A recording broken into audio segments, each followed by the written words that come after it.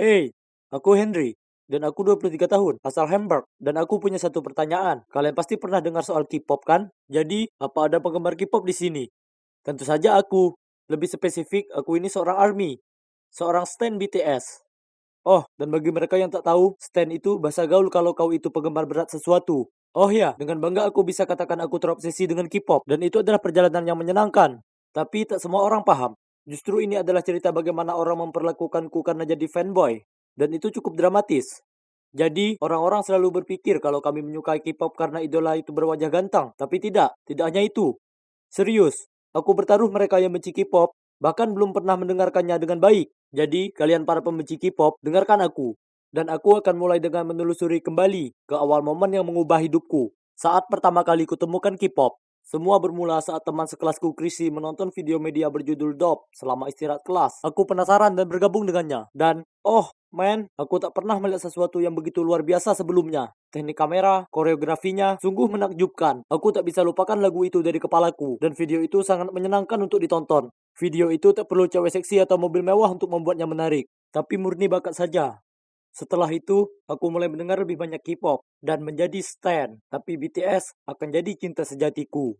Aku mencintai mereka dan aku tak keberatan membagikan apapun mengenai hal itu di Instagramku, yang juga membantuku berteman dengan banyak ARMY yang lain dari seluruh dunia. Kebanyakan cewek, tapi ada banyak cowok juga. Dan mereka sering mengirimiku pesan betapa mereka mengagumiku. Karena bersikap sangat terbuka akan kecintaanku terhadap K-pop, mereka berharap punya keberanian yang sama denganku. Kebanyakan dari mereka ditertawakan karena menyukai artis cowok Korea. Betapa konyolnya itu. Ini tahun 2021. Kita boleh suka siapapun yang kita mau. Dan kita tak seharusnya rahasiakan passion kita. Namun, aku benar-benar paham apa yang mereka rasakan. Aku pernah di posisi itu, dan itu sangat berat. Suatu kali saat di SMA, aku sedang sangat bersemangat menunjukkan pada Chrissy album BTS-ku yang terbaru. Kami menjerit dan memekik saat dengan hati-hati ku balik setiap halamannya seolah itu milikku yang paling berharga. Saat seorang penyuka olahraga lewat dengan kelompoknya dan berebutnya dari tanganku, lalu dia berkata, "Majalah HBG apa ini? Bukannya mereka semua lakukan operasi plastik, ya kan?" Kemudian anak lainnya mengatakan, "Kenapa kalian suka pada cowok ini? Kalian ini gaya tahu apa?" Kemudian mereka semua berjalan pergi sambil tertawa. Aku sangat marah. Aku ingin menendang mereka jauh dari planet bumi. Bahkan Google tak akan bisa menemukan mereka. Tapi aku tak bisa berbuat apa-apa. Mereka jauh lebih besar dariku dan akan menghancurkanku sampai lumat jika aku coba-coba. Jadi aku muncul dengan ide yang lebih baik. Aku mulai pergi ke gym. Aku ingin jadi kekar seperti Jungkook. Nanti aku tak akan takut lagi dengan pecundang manapun yang menggangguku dan teman-teman cowokku. Oh, dan ngomong-ngomong, aku ini bukan gay. Ibuku adalah hal lain yang harus dihadapi oleh kami para fanboy. Tak ada yang salah dengan menjadi gay, tapi mengasumsikan aku ini demikian hanya karena aku menyukai K-pop itu konyol. K-pop itu untuk siapa saja dan semua orang. Bagaimanapun setelah SMA, segala sesuatunya jadi lebih baik karena orang-orang di perguruan tinggi tidak usil. Kami semua sudah dewasa, dan kalian tak akan percaya betapa berototnya aku sekarang. Cewek-cewek mulai memperhatikanku, tapi hanya ada satu cewek yang kuperhatikan. Namanya adalah Kayla, dan dia sangat imut. Namun, ada satu masalah kecil sekali. Dan yang kumaksud kecil sekali ini, maksudku besar sekali. Dia tak suka K-pop. Pernah saat kami sedang belajar, dia duduk di dekatku dan bertanya dengan tersenyum, "Apa yang sedang kau dengarkan?" Kemudian dia mengambil salah satu earphone-ku. "Apa ini?" "Sejenis nyanyian mantra." Kemudian dia kembali membaca dengan pandangan jijik di wajahnya. "Apa?" "Itu biasku." Rap monster menyemburkan api. Aku tak tahu apa dia tak punya selera, tapi kali ini kubiarkan saja, karena aku tak ingin mempermasalahkannya di perpustakaan. Setelah semuanya makin buruk dan kebenciannya pada K-pop jadi makin jelas. Tiap kali kubicarakan soal itu, dia memutar matanya dan mengubah topik pembicaraan. Dan saat video musik keluar dan aku tak sabar menunjukkan padanya, dia terus saja melihat-lihat ponselnya dan mengabaikannya. Selain dari itu, dia selalu bersikap manis dan oleh karena itu kami terus berkencan. Tapi kami tak seharusnya demikian. Suatu kali, kami pergi jalan ke mall, dan itu merupakan hari yang cukup spesial bagiku, karena itu merupakan hari jadi debut BTS. Aku sangat bersemangat, dan bahkan mengenakan tas lempang BTS-ku dengan gantungan kunci koya untuk melengkapi penampilan. Kukira aku tampak keren, tapi Kayla tertawa terbahak-bahak saat melihatku dan mengatakan, "Ya Tuhan, kau meminjam tas adikmu atau bagaimana?" Ku coba jelaskan padanya dan mengatakan, "Tidak, ini milikku, dan ini kesayanganku si Koya." Tapi dia langsung memotongku dan memutar matanya. Sembari dia katakan, "Kami akan terlambat nonton." Dia agak mematikan suasana hatiku, tapi itu adalah hari BTS, jadi aku tak akan membiarkan apapun merusaknya. Kami sedang mengantri membeli popcorn. Saat kurasakan seseorang menepuk bahuku, aku tak bisa tidak memperhatikan Koya milikmu. Apa mungkin kamu seorang ARMY? Aku menyelesaikan kalimatnya dengan jeritan. Kami berdua sangat bersemangat. Pada dasarnya kami berdua membicarakan omong kosong, yang kemungkinan hanya ARMY yang bisa memahami. Ternyata J-Hope adalah biasnya, dan namanya adalah Cry. Kemudian dia bahkan memberiku beberapa kartu foto yang baru saja dicetak. Aku sangat terhanyut dalam percakapan dengannya. Sampai aku lupa Kayla ada di sana. Sampai Craig berkata padanya, "Oh, hai, siapa biasmu? Mungkin aku punya beberapa kartu untukmu juga." Kayla nampak tersinggung dan berkata, "Kalian ini parah. Dasar seorang pecundang.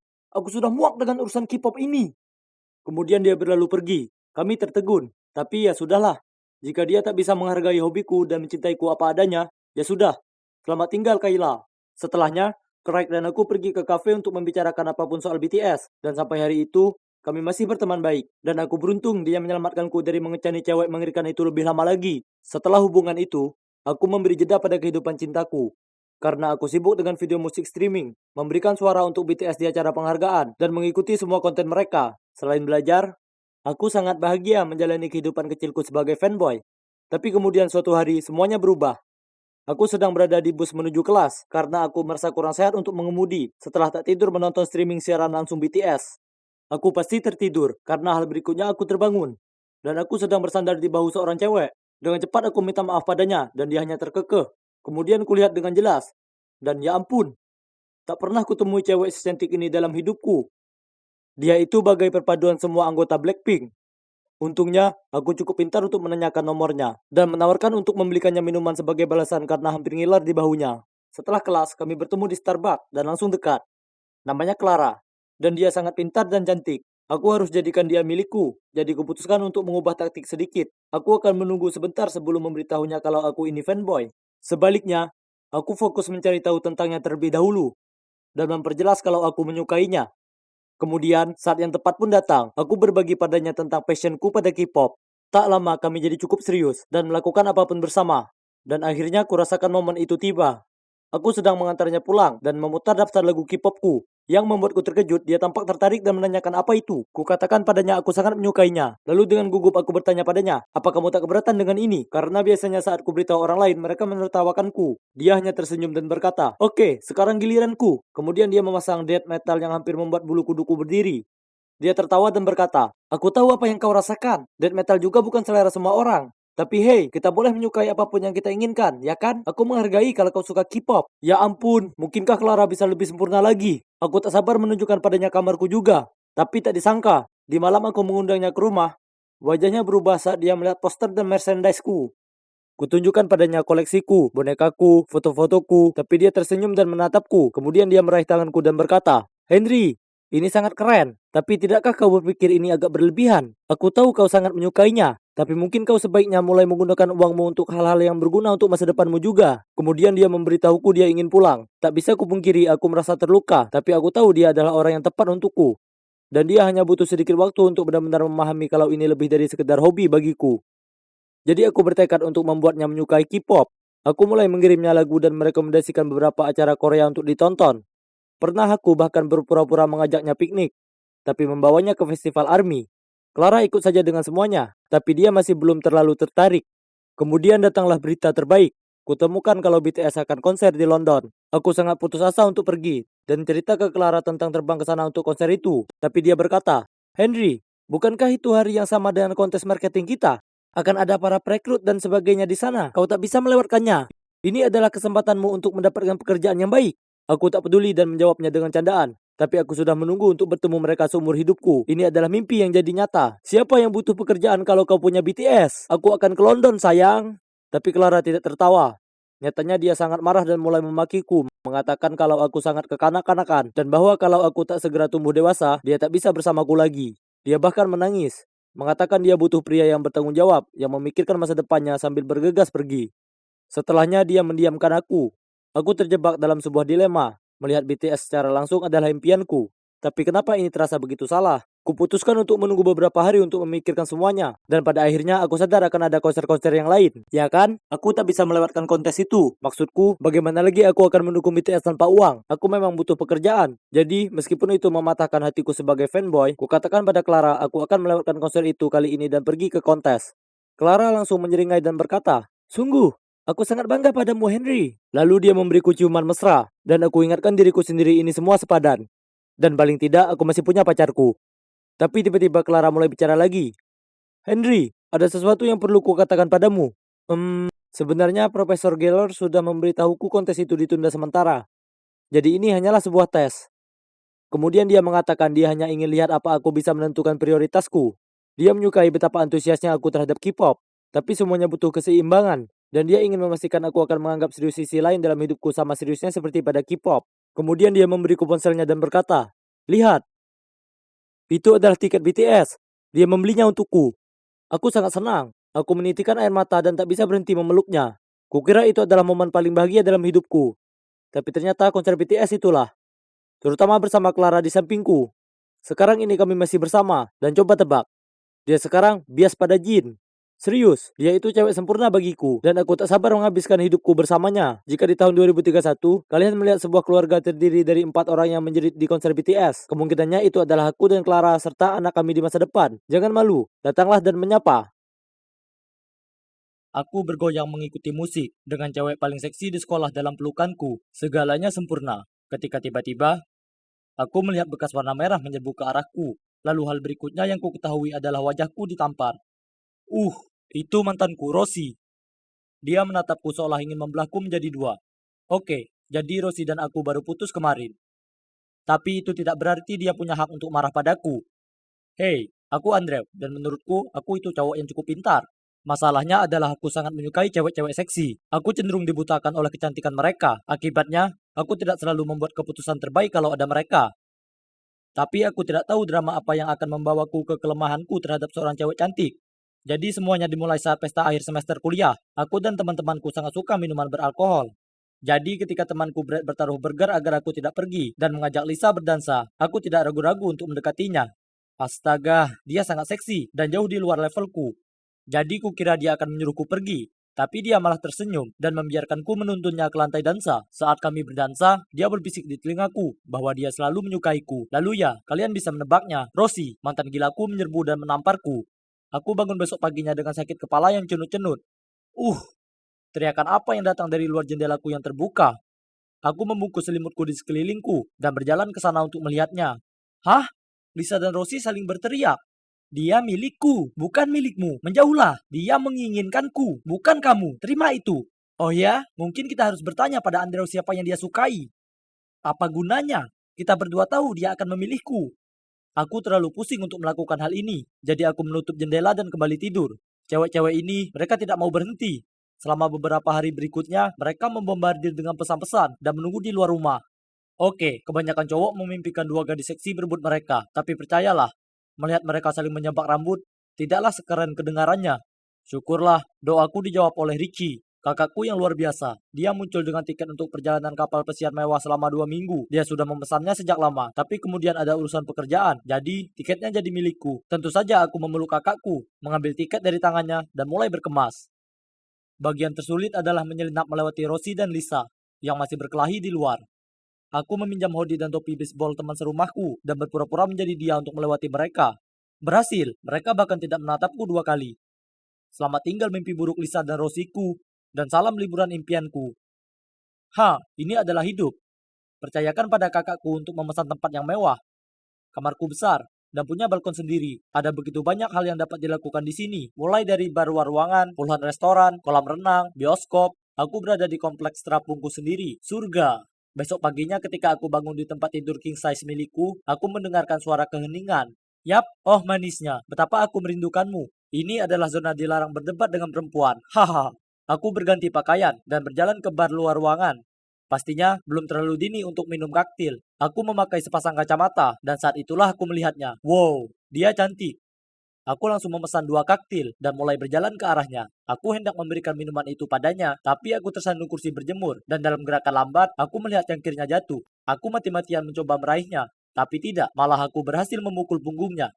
Dia menjerit dan lalu berteriak, "Dasar mesum, menurutmu apa yang sedang kamu mainkan?" Aku berdiri di sana dengan mulut ternganga, memikirkan apakah aku harus menyelam ke dalam kolam untuk menghindari drama ini atau tidak. Lalu aku menatap kacamata hitamku, yang karena semua kejadian tadi sudah terjatuh. Tiba-tiba, sebuah ide muncul di benakku. Jadi, aku membungkuk, berentang tanganku, dan berpura-pura mencari-carinya. Dia menatapku sebentar, lalu mengambil kacamata hitamku, meletakkannya di tanganku, lalu berkata, "Oh maaf, aku tidak menyadarinya. Sini, biar aku membantumu." Kemudian dia meraih lenganku dan membimbingku melintasi area kolam. Aku terima kasih padanya. Dan kemudian dengan memakai kacamata yang bisa kupercaya, aku melihatnya berjalan pergi. Jadi dia mengira aku buta. Ya, ini bukan ide terbaikku, tapi setidaknya ini bisa membuatku keluar dari situasi sulit dengan seorang cewek seksi. Malamnya, aku pergi ke restoran prasmanan untuk makan malam. Aku sedang menumpuk piringku ketika aku menabrak seseorang dan hampir menjatuhkan piringku. Ah, cewek seksi itu lagi. Aku segera memakai kacamata, lalu dengan sengaja berbelok ke arah yang salah dan dengan lantang berkata, "Oh, maaf." Dia meletakkan tangannya di bahuku dan membimbingku sehingga aku menghadapnya, lalu berkata, "Ini aku, cewek dari kolam. Dan tidak apa-apa, aku seharusnya mencari kemana tujuanku. Apakah kamu butuh bantuan?" Aku segera memotongnya. "Tidak, terima kasih, tidak apa-apa." Lalu aku mengangkat piringku ke hidungku dan mengendusnya. Udang ini baunya enak sekali. Dia mengangkat alisnya melihat bakatku dalam mencium makanan. Jadi, aku berpura-pura terus mengendus makanan saat aku menaruhnya di piringku. Dan tahukah kalian, dia tidak berhenti menatapku. Akhirnya dia pergi. Sebuah jalan keluar yang sempit. Setelah itu, aku pergi ke bar dek atas untuk bersantai dengan kaktil lagi. Lalu siapa lagi yang harus berjalan ke sana? Tetapi ya, kalian bisa menebaknya. Cewek seksi itu. Aku langsung memalingkan muka darinya. Tapi ada apa ini? Dia berjalan ke arahku dan duduk di hadapanku. "Hei, apa kamu ingat aku?" Dia bertanya, mencari kesempatan untuk menggodanya. Aku menjawab, "Oh ya, bagaimana aku bisa melupakan seseorang secantik kamu?" "Ah, bagaimana kamu tahu kalau aku cantik?" "Sial, aku perlu berpikir sebelum berbicara." "Ah, itu suaramu. Suara manis seperti milikmu hanya bisa dimiliki oleh cewek cantik. Masalah bisa dihindari." Setelah itu kami mulai mengobrol. Dan wah, dia manis sekali. Tahukah kalian bahwa dia adalah aktivis sebuah organisasi yang bekerja keras untuk menjamin hak-hak bayi perempuan yang lahir di Afrika? Aku tahu, itu luar biasa. Malam itu pun berakhir, dan dia berkata, "Oh, ngomong-ngomong, namaku Bella." Aku menjawab, "Bella, nama yang seindah jiwamu. Milikku Andrew." Dia terkikik gugup. "Ya, Andrew, ini sudah larut. Jadi sebaiknya aku kembali ke kabinku. Aku tidak ingin malam ini berakhir, jadi aku berseru, 'Wah, Bella, lihat ke langit. Menakjubkan sekali.' Dia melototiku, lalu menjawab, 'Bagaimana kamu tahu itu?' Ups, tentu saja aku ditakdirkan untuk menjadi buta. Aku bisa merasakannya dari angin sepoi-sepoi." Dia menatap aku dengan pandangan bertanya-tanya, lalu berkata, "Benar, selamat malam.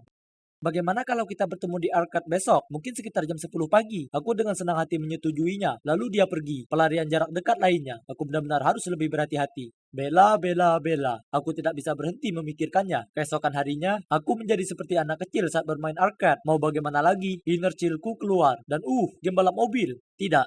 Aku berpura-pura buta. Jadi, aku dengan canggung berlama-lama di lobi menunggu Bella muncul.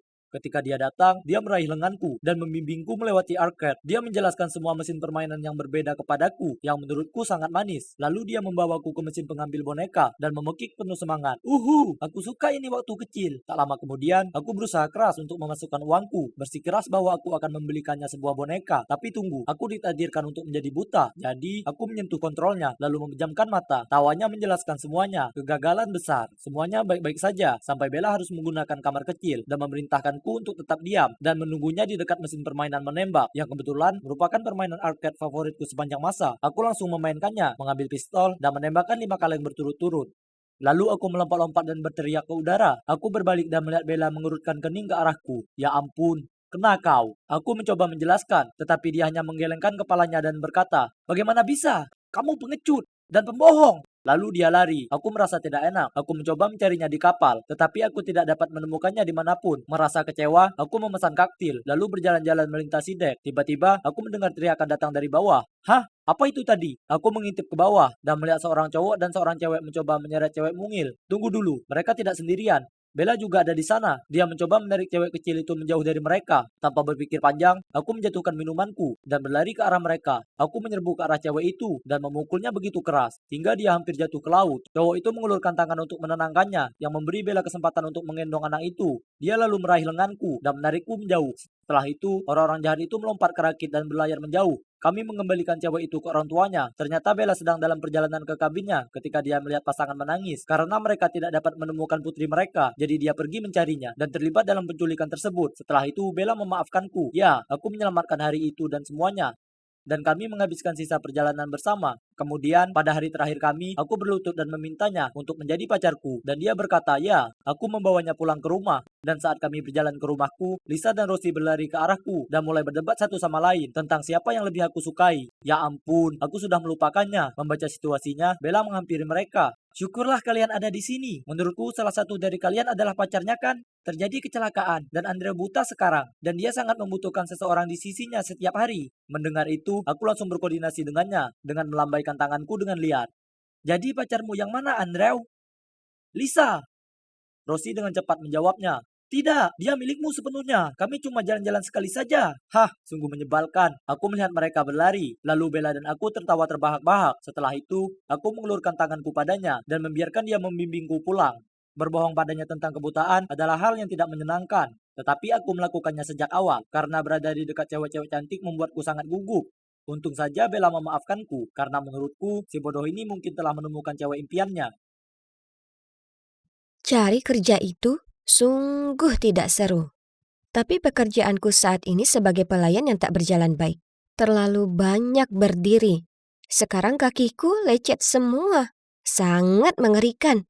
Oh, tunggu dulu. Yang ini kedengarannya menarik. Pasangan pensiunan mencari pengurus rumah tangga wanita yang santun untuk mengurus perkebunan pedesaan mereka. Sudah termasuk kamar dan makan. Pekerjaan ini sepertinya mudah. Jadi aku langsung menelpon mereka. Dan ya, mereka mengundangku datang. Jadi, sepertinya ini perkebunan pedesaan mereka. Ya ampun, pada dasarnya ini adalah kastil. Pemiliknya Nyonya Haris membuka pintu. Ia terlihat cukup ramah dan mengantarku berkeliling tempat itu. Kukira ia akan mewawancaraiku atau semacamnya. Tapi ia hanya tunjukkan sebuah kamar tidur, lalu berkata, "Kuharap kamar ini cukup nyaman untukmu. Kau mulai kerja besok. Aku dan suamiku sering tak ada di rumah. Yang harus kau lakukan hanyalah menjaga tempat ini dan bermain dengan putra kami, karena dia merasa kesepian." Hah? Aku tak lihat apapun soal mengasuh anak di deskripsi pekerjaan. Tapi maksudku, ayolah, apa sih susahnya main sama anak kecil? Dan siapa yang peduli? Pekerjaan ini sempurna. Mereka membayarku dengan bayaran yang sangat tinggi untuk tak lakukan apapun. Bahkan tidak untuk bersih-bersih atau masak, karena mereka punya banyak pembantu untuk itu. Ini sungguh luar biasa. Beberapa orang memiliki lebih banyak uang daripada akal sehat. Aku harus bergegas dan pindah.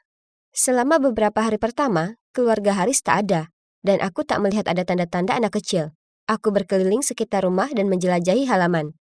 Lalu suatu hari aku sedang di lantai 3, memeriksa foto yang kelihatan lucu saat ku dengar langkah kaki di belakangku. Terkejut, aku berbalik dan melihat seorang pria memegang boneka beruang dan menjilati permen lollipop. Dia menatap lurus ke arahku. Oke, aneh. Halo, dan kamu adalah? Tanyaku. Fred, katanya dengan nada yang sangat kekanakan. Hah? Dia kira-kira hampir 30 tahun. Bagaimana bisa dia bicara seperti itu? Fred mau main. Dia angkat boneka beruangnya ke wajahku, seperti ajakan. Baiklah, aku mengangkat bahu lalu mengikutinya ke kamarnya. Wah, seperti toko mainan di sini. Dia mendorong truk mainan ke arahku, jadi ku ambil dan bersuara seperti mobil saat memainkannya. Dia bertepuk tangan dan bersorak gembira. Akhirnya ku habiskan sisa hari itu di sana main permainan anak-anak dengannya. Lalu saat aku mendongak, kulihat Tuan dan Nyonya Haris berdiri di pintu. Dan di sebelahnya ada seorang kamerawan yang sedang merekam Fred dan aku. Mereka meminta untuk bicara empat mata, jadi ku ikuti mereka keluar menuju taman. Tuan Haris memulai. Fred putra sematawayang kami. Trauma masa lalu mempengaruhinya. Jadi sekarang, meski dia tampak seperti pria dewasa, dia masih bertingkah seperti anak kecil.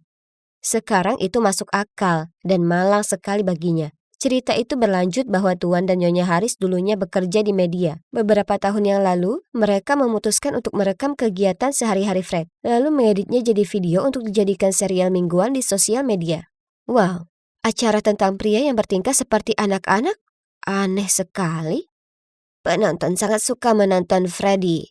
Nyonya Haris tergelak. Tapi kemudian dia segera mengubah nada bicaranya. Tapi aku khawatir mereka segera bosan hanya menontonnya saja. Kurasa sebaiknya dia punya teman. Itu akan membantu acara itu dan itu akan bagus untuk Freddy karena rasa kesepiannya akan berkurang. Aku penasaran. Dia memandangku dengan mata terbuka lebar. Melihat tatapan skeptisku, Tuan Haris menimpali sebelum sempat aku membuka mulut. Kami bayar 2 kali lipat. Wah, kesepakatan yang bagus. Maksudku, aku tak perlu jadi aktris pemenang penghargaan atau apapun untuk tampil di video semacam ini. Yang paling penting, jumlah uang itu besar sekali. Hanya orang idiot yang akan menolak penawaran seperti ini, iya kan? Jadi, aku mulai jadi teman Fred. Kami main-main bersama, main di taman, dan lakukan berbagai aktivitas seperti anak kecil bersama. Jujur, menurutku dia ini sangat manis, dan aku merasa kasihan padanya. Kapanpun dia melihatku, dia tersenyum riang dan biasanya memberiku mainan favoritnya. dan itu membuatku merasa senang. Jadi oke, kameramen mengikuti kami kemanapun sepanjang hari, tapi tak lama aku lupa keberadaannya di sana. Dan aku juga tak pernah memeriksa hasil akhir video, karena menurutku lebay menonton diriku sendiri. Lalu suatu hari keluarga Haris mendudukanku untuk bicara lagi padaku. Nyonya Haris menatapku sambil berkata, "Kau mungkin menganggap Freddy sebagai anak kecil, tapi saat ini dia pria berumur 27 tahun, yang tampan dan sehat secara fisik. Dia menyukaimu dan dia punya hak untuk berkencan." Kemudian setelah menunjukkan padaku beberapa komentar di internet, mereka belak-belakan bilang kalau tayangannya akan punya rating lebih tinggi kalau aku jadi pacar Fred. Jadi, ini semacam dongeng di dunia nyata? Gadis baik hati jatuh cinta pada pria yang punya kekurangan secara mental? Ya ampun, tapi aku tak tertarik padanya seperti itu. Aku melenguh, memasang wajah masam. Sayang, dia menyentuh lenganku. Itu hanya untuk di depan kamera, dan itu akan membuat Freddy sangat senang. Dan tentu saja kau akan menerima kompensasi besar. Tuan Haris menambahkan. Uang sebanyak itu? Siapa yang bisa menolak? Dan itu hanya sandiwara. Lagi pula, Fred menyukai pembuatan video. Ya kan? Mereka pasti punya jutaan penonton sampai-sampai keluarga Haris gelontorkan uang seperti ini. Jadi, aku tak lagi ragu dan setuju. Mereka memberiku sebuah naskah improvisasi dan menyuruhku lakukan persis seperti apa yang tertulis di sana. Semakin meyakinkan penampilanku, semakin tinggi bayaranku. Astaga, belum lama ini aku tak punya uang sepeser pun atas namaku. Dan sekarang, aku punya ribuan dolar di rekening bank. Aku bisa kuliah, beli apartemen, dan lain-lain. Masa depan cerah ada di depanku. Di video pertama, aku duduk di samping Fred, meraih tangannya, tapi dia malah langsung mengajak perang jempol. Jadi, aku berhenti memegang tangannya dan dengan lembut mengatakan, "Fred, aku senang sekali menghabiskan waktu bersamamu. Kau sangat manis dan baik. Dan aku suka padamu." Dia berteriak girang, lalu pura-pura jadi pesawat dan berputar-putar mengelilingi ruangan. Beberapa video berikutnya makin tidak mudah. Saat ku coba mendekapnya, dipukulnya aku dengan boneka beruang besar miliknya. Dan saat ku coba mencium pipinya, ditekannya mobil-mobilan ke wajahku. Itulah kenapa saat ku baca naskah berikutnya, yang mana kami akan makan malam romantis bersama, aku tak tahan untuk tak menghela nafas dan memutar mata. Tapi ini pekerjaan, jadi ku kenakan gaun cantik dan masuk ke ruang makan. Ruangannya dihias dengan kelopak bunga di atas meja, dan pencahayaan romantis. "Enak?" tanyaku saat dia menjejali wajahnya.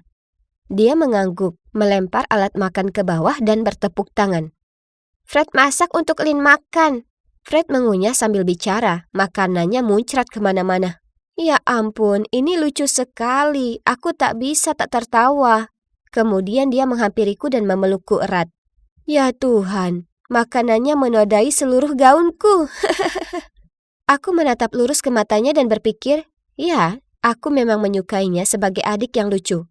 Kasihan sekali, andai saja dia tak semalang ini. Tiba-tiba, kurasakan tangannya merengkuh erat pinggangku. Kaget, kudorong dia mundur dan pura-pura menikmati makananku.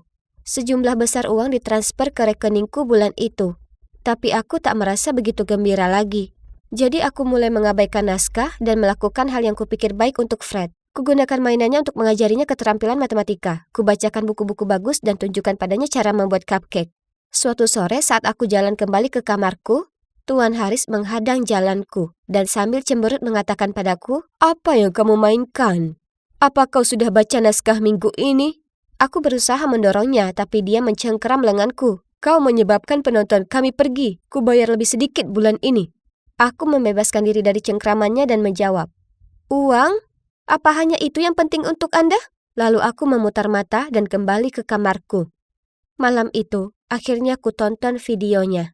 Di salah satu video lama, Fred mengenakan setelan jas dan terlihat sangat tak nyaman. Tiap kali dia coba melonggarkan dasi atau membuka kancing meja, ada tongkat masuk ke dalam frame dan memukul pantatnya. Setelah beberapa kali berusaha, Fred menjatuhkan diri ke lantai dan mulai tantrum. Ada banyak sekali komentar seperti, "Ya Tuhan, ini terlalu lucu," dan "Dewasalah Bung," atau "Jangan, untuk hiburan kami." Oh tidak. Orang-orang sangat kejam. Fred tak minta jadi seperti itu. Keluarga Haris memanfaatkan anak mereka sendiri untuk menjadi kaya dengan memperoloknya. Kasihan Fred. Ini harus dihentikan. Kukemasi tasku, menerobos masuk ke ruangan di mana keluarga Haris sedang nonton TV lalu berkata, "Aku suka Fred dan masih mau jadi temannya. Tapi aku tak akan jadi bagian di pertunjukan nyeleneh ini lagi. Aku keluar. Dan jika kalian peduli dengan Fred, kusarankan kalian lakukan hal yang sama." Aku berharap mereka akan membujukku untuk tinggal atau apa. Tapi Nyonya Haris malah geram. "Baiklah kalau begitu. Kalau kau ingin keluar, pergi saja. Kenapa repot-repot meributkan semua ini? Gadis-gadis sepertimu tak akan sulit digantikan." Betapa kasar mereka. Aku tersulut amarah. Jadi langsung kutinggalkan kediaman besar mereka dan tak menengok ke belakang. Dan tebak siapa yang masak di dapur sementara ku sampaikan pada kalian cerita ini? Iya, itu Fred. Beberapa minggu setelah aku pergi, aku menjawab bel pintu dan mendapati Fred berdiri di sana. Lebih gila lagi, dia bertingkah sangat normal. Ternyata keluarga Haris mengabaikan Fred. Dia dibesarkan oleh pelayan lama seperti Bruce dan Alfred. Saat Fred 15 tahun, orang tuanya menganggur dan terlilit hutang. Fred memberitahuku, aku sangat menginginkan perhatian mereka. Jadi aku mulai bertingkah seperti anak kecil. Tapi kemudian tindakannya yang lucu dan konyol membuat orang tuanya mendapat ide video gila mereka. Mereka berbohong soal usia Fred karena memang dia kelihatan lebih tua. Lalu membuatnya berakting seolah-olah Dumb and Dumber di depan kamera selama bertahun-tahun. Awalnya, kupikir ini akan jadi cara yang bagus untuk membantu orang tuaku atasi kesulitan keuangan mereka. Tapi aku segera bosan berpura-pura. Dan mereka sudah punya uang lebih dari cukup. Jadi kusuruh mereka berhenti, tapi mereka menolak. Kemudian Fred bilang padaku bahwa di malam aku pergi, dia bertengkar hebat dengan orang tuanya. Dan bilang ke mereka dia tak akan lakukan pertunjukan lagi. Aku tak kenal siapapun. Dan tak punya perasaan kepada siapapun. Kecuali kepadamu. Dia mengaku. Dan, wah, ternyata dia masih berumur 19 tahun. Jadi, kuizinkan dia tinggal bersamaku dan, ya, kami mulai berpacaran. Seperti kencan romantis dan hubungan orang dewasa yang mesra dan nyata. Aku masih punya banyak uang di rekeningku, dan Fred mengambil semua uang yang pantas didapatkannya dari orang tuanya lalu pindah bersamaku. Aku mulai kuliah bulan depan, dan aku tak sabar menunggu. Sementara, Fred sudah menemukan kursus online dan menunggu hasil dari pekerjaan paruh waktunya yang baru. Yang juga online. Ya, dia harus sembunyi dulu sementara waktu, karena wajahnya beredar di internet. Tapi masa depan kami bersama terbuka lebar kali ini. Sekarang, aku permisi dulu. Ada kencan yang harus kami nikmati. Ini adalah dongeng di kehidupan nyata, sayang. Akhirnya, aku keluar dari tempat mengerikan itu. Sekarang, izinkan aku memberitahu kalian, berbagi sel dengan solusin cowok lain yang berisik, bau, dan pemarah tidaklah menyenangkan. Bagaimanapun, inilah aku, bebas seperti burung sekarang. Jadi tidak ada orang di sini yang menjemputku. Misalkan aku harus menelpon ibu, butuh beberapa detik bagiku untuk membiasakan diri dengan ponselku. Astaga, sudah 4 tahun. Sungguh ajaib aku tidak berubah menjadi salah satu cowok gila yang suka menggendong kaki. Bagaimana aku bisa sampai di sana hanyalah sebuah lelucon. Yang aku lakukan hanyalah mengambil beberapa barang dari 1 atau 2 gudang dan menjualnya. Bukan masalah besar. Yo, Bu, ini anakmu Carl. Aku keluar, dan ya, aku butuh tumpangan untuk pulang. Aku berbicara saat aku mendengar suara ibu. Carl, oh, aku... Apa kamu tahu tindakan apa yang telah kamu lakukan terhadap ibumu? Ayahku sangat pandai bereaksi berlebihan, tetapi aku perlu tempat tinggal agar aku bisa menanganinya. Tapi ayah, ibu, ayolah, aku masih anakmu. Kamu tega melihatku menjadi gelandangan dan tidur di samping tikus? Ada jeda singkat. Lalu ayah mendengus. Kamu boleh tinggal selama beberapa minggu, tapi hanya demi ibumu. Terima kasih ayah, kamu yang terbaik. Bingo! Orang tuaku bagaikan dempul di tanganku. Inilah kehidupannya. Aku bermain video game sepanjang hari, lalu berpesta sepanjang malam. Lalu suatu malam, aku sedang bersiap-siap untuk bertemu temanku Mus. Ketika ibu memberitahuku bahwa pengantar pizza sudah di depan pintu, aku berteriak kepadanya, "Tolong bayar yang satu ini, dan aku yang akan membayar selanjutnya." Aku selesai bersiap-siap, dan narasku bilang, aku terlihat mulus. Aku turun ke dapur, dan mengambil sepotong pizza. Ayah sedang duduk di sana melototiku sambil membaca laporannya. Jika kamu tidak mampu membayar suatu barang, maka aku sarankan kamu tidak memesannya. Dia melihat potongan pizza di tanganku. Ibu berjalan di belakangnya dan meletakkan tangannya di bahunya. Sayang, beri dia waktu lagi. Dia masih menyesuaikan diri dengan kehidupan di luar. Terima kasih ibu, kamu yang terhebat. Aku memberinya ciuman pizza berminyak di pipinya. Apa kamu bisa meminjamiku sedikit uang? Ayah menggelengkan kepala dan menghela nafas, sementara ibu mengambil dompetnya dan memberikanku sejumlah uang. Hei, masih banyak waktu untuk mendapatkan pekerjaan dan bertanggung jawab. Saat ini, aku memiliki 4 tahun waktu yang hilang untuk ditebus. Suatu kali, aku meminjam mobil ayah. Aku bersumpah, aku hanya minum beberapa gelas bir, tetapi dunia menjadi kacau dan menjadi buram. Hal berikutnya yang aku tahu adalah, aku langsung berkendara ke halaman depan tetangga. Ups, aku membuka mataku keesokan paginya karena sakit kepala yang sangat parah. Jadi yang kuinginkan hanyalah kopi hitam dan sepiring penuh bacon. Tapi aku malah mendapat tatapan tajam dari ayah. Tepat saat aku kira kamu sudah tidak bisa lagi bersikap tidak bertanggung jawab, kamu mengambil mobilku tanpa izin, minum terlalu banyak, lalu merusak mawar kesayangan Gloria. Tenang saja ayah, aku akan memperbaikinya nanti, kataku sambil membuka lemari es untuk mencari makanan. Bukan kamu harus membayar ganti rugi. Kami sudah membuat keputusan. Kamu punya waktu 1 minggu untuk keluar dari rumah kami. Sekarang tunggu dulu. Aku tidak punya tempat untuk pergi. Aku tidak bisa tinggal bersama Mus, karena dia menabrak garasi saudara perempuannya. Dan aku tidak mengenal orang lain. Bagaimana mungkin? Ah, aku harus sedikit bersantai. Jadi aku mengeluarkan ponselku dan mulai menelusuri aplikasi kencan. Lalu aku menjodohkannya dengan si pirang cantik bernama Trudy. Dia sedikit lebih tua dariku, tetapi keluarganya mengalami kesulitan. Dan juga, dia memiliki bisnis sendiri. Bukan hanya itu, tapi dia lebih hot dari seekor naga.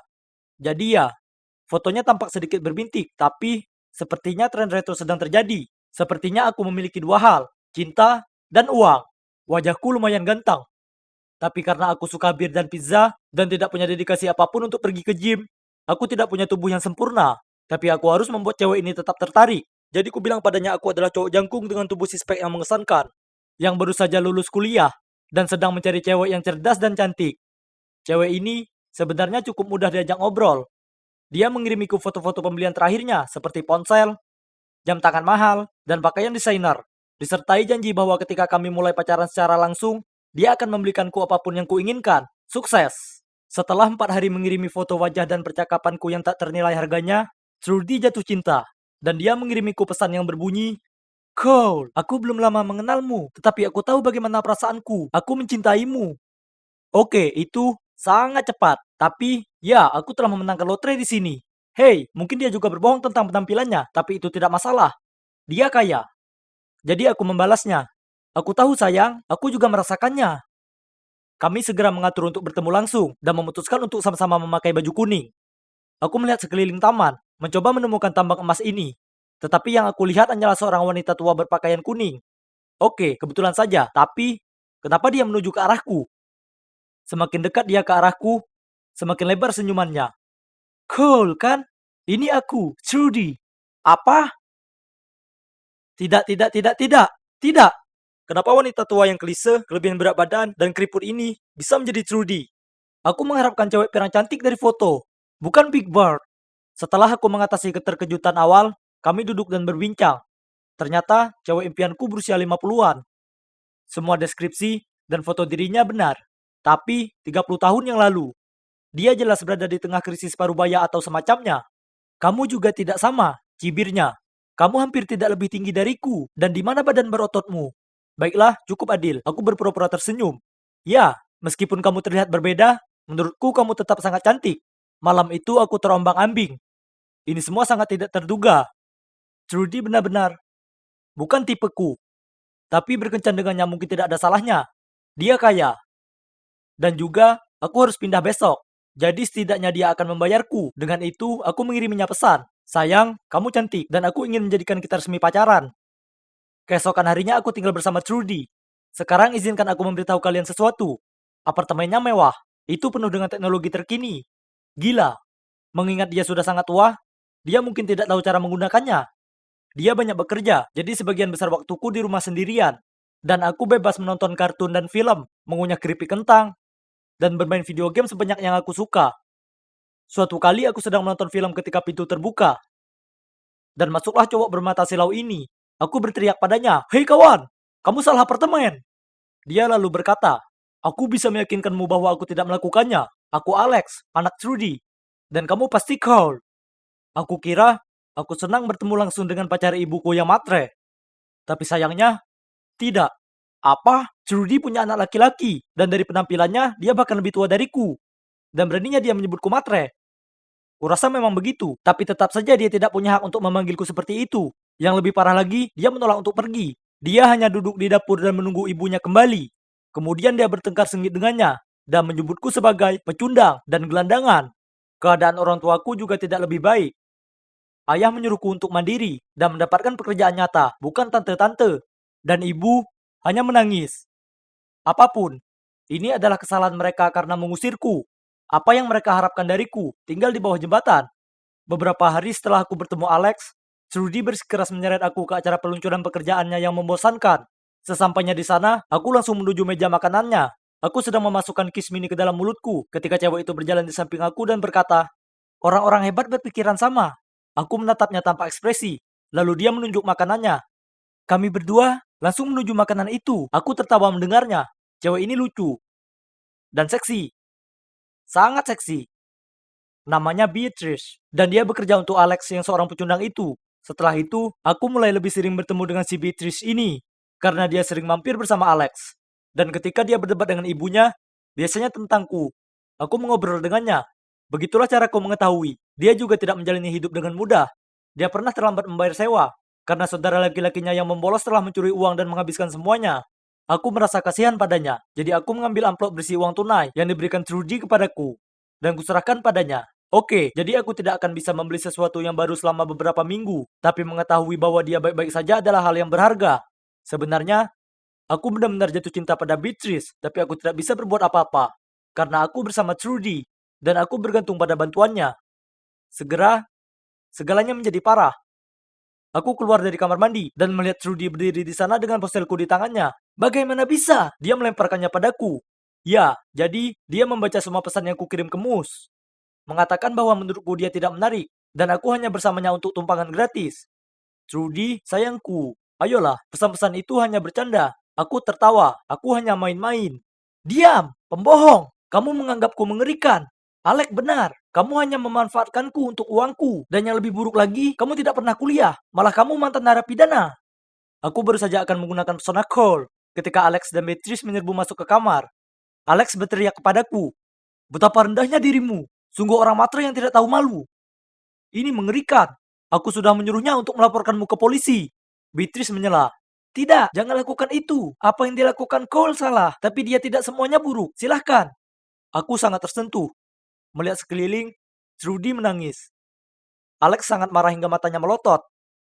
Dan Beatrice, dia hanya tampak kecewa. Aku kemudian mengemasi barang-barangku dan pergi dengan rasa malu. Ya, itu terjadi beberapa bulan yang lalu, dan aku memiliki pekerjaan yang layak sekarang. Meskipun aku tinggal di rumah, aku tetap membayar sesuai keinginanku, dan aku menabung untuk menabung di rumahku sendiri. Seharusnya aku tidak menggunakan Trudy seperti itu. Dia mungkin sudah tua, tapi dia masih punya perasaan. Dan caraku memperlakukannya tidak benar. Aku tidak dapat disangka lagi adalah seorang cowok brengsek saat itu. Yang aku inginkan hanyalah hidup bahagia bersama Beatrice. Aku sangat mencintainya. Itulah sebabnya aku memintanya menjadi pacarku. Tetapi dia menolakku. Astaga, itu menyakitkan. Tapi aku tidak menyerah. Mungkin dia akan memberiku kesempatan. Begitu dia melihat aku telah berubah, aku tidak bisa memperbaiki masa lalu. Yang bisa kulakukan sekarang hanyalah memperbaiki diri dan terus melangkah. Jadi datanya harus dikumpulkan paling lambat hari Jumat agar kita bisa... Aku menundukkan kepalaku dan memasukkan pretzel ke dalam mulutku. Dani, kamu makan? Bosku balas menatap ke arahku. Aku menyeka mulutku ke punggung tanganku dan dengan pipi penuh makanan teredam. Tidak, tentu saja tidak. Ternyata di tengah rasa penasaranku untuk memakan pretzel yang enak, asin, dan renyah, saat rapat kerja, aku lupa mematikan mikrofon. Ups. Hei, jadi aku Dani, dan aku jatuh cinta dengan makanan. Kalian tanya kenapa? Ya, makanan satu-satunya hal yang selalu ada untukku. Di saat senang dan sedih, makanan tidak pernah mengecewakanku. Yang diperlukan hanyalah hamburger dengan keju ekstra dan kue keju karamel asin dan aku jadi cewek yang paling bahagia. Wah, aku mengeluarkan air liur hanya dengan memikirkannya. Tapi kemudian kecintaanku pada makanan hampir membuatku kehilangan segalanya. Beginilah ceritanya. Jadi setelah insiden pretzel, bosku memecatku. Langsung, aku tahu. Hal ini membuatku tak punya pekerjaan dan akibatnya tak punya uang untuk membeli jajan yang enak. Sungguh menyedihkan. Suatu malam aku sedang bersantai di sofa, sambil menonton film dan melamun tentang makan triple coklat sundae. Lalu Jack, pacarku, duduk di sebelahku dengan semangkuk besar permen dan mulai bercerita tentang pesta ulang tahun rekan kerjanya. Permen. Aku mengambil segenggam dan mulai memasukkannya ke dalam mulutku. Terima kasih, Jack. Dia tahu jalan menuju hatiku. Di sela-sela mengunyah aku tanya padanya, "Boleh kamu bawa pasanganmu? Aku mau ikut. Please." Dia mengangkat bahu dan berkata, "Tentu." Aku bertepuk tangan dengan kedua tanganku yang lengket. Pesta. Seru sekali karena pesta berarti akan ada makanan dan banyak jenisnya. Segera setelah kami tiba di sana, aku langsung menuju ke meja prasmanan. OMG, ini luar biasa. Ada sandwich, pizza kecil, dan salad kentang. Aku mengangkat seluruh piring dan mulai menyendok makanan ke dalam mulutku. Kemudian seorang cewek muncul di sebelahku sambil mengerutkan kening dan berkata, permisi. Tolong, bisakah kamu tidak makan di luar piring itu?"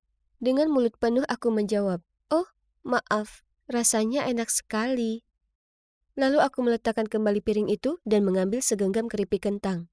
Saat dia berjalan pergi, aku mendengar dia bergumam pelan, "Rakus sekali." Akhirnya Jack meraih lenganku dan membawaku keluar dari sana. Dia merajuk dan hampir tak bisa menatap mataku, jadi aku bertanya padanya ada apa. "Ada apa?"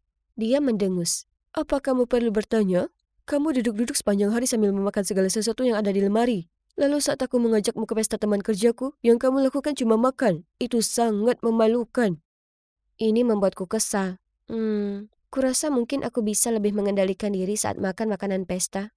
Dan aku kira aku perlu cari kerja. Selain itu, punya uang berarti aku dapat membeli jajanan yang lebih enak. Dan aku tidak perlu terus-terusan mengkonsumsi makanan Jack. Jadi aku bekerja part-time di bioskop lokal, di counter popcorn. Bau popcorn yang manis dan mentega itu, aku sangat menyukainya. Aku tidak dapat menahannya. Benda itu ada di sana menatapku dengan segala kelengketan emasnya yang hangat. Jadi di sela-sela melayani pelanggan, aku diam-diam memasukkan beberapa ke dalam mulutku. "Apa yang kamu lakukan?" Jantungku berhenti berdetak ketika aku mendengar suara familiar di belakangku. Aku berbalik dan menatap muka dengan manajerku. Aku langsung menyangkal. Aku tidak melakukan apapun saat popcorn muncul keluar dari mulutku.